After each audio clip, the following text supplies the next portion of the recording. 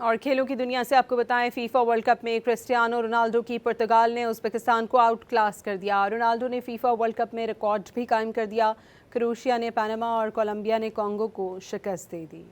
Houston में खेले गए मैच में पुर्तगाली टीम उज़्बेकिस्तान पर इब्तदा से ही हावी रही। छठे मिनट में ही रोनाल्डो ने गोल करके अपनी टीम को बढ़तरी दिला दी। रोनाल्डो लगातार 6 वर्ल्ड कप खेलकर गोल स्कोर करने वाले दुनिया के वाहिद प्लेयर बन गए।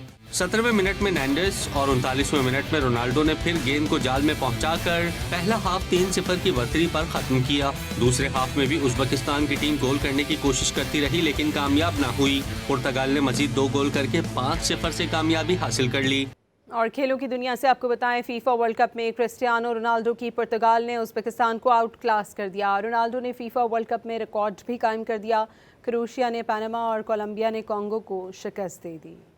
ह्यूस्टन में खेले गए मैच में पुर्तगाली टीम उज़्बेकिस्तान पर इब्तदा से ही हावी रही। छठे मिनट में ही रोनाल्डो ने गोल करके अपनी टीम को बढ़तरी दिला दी। रोनाल्डो लगातार 6 वर्ल्ड कप खेलकर गोल स्कोर करने वाले दुनिया के वाहिद प्लेयर बन गए।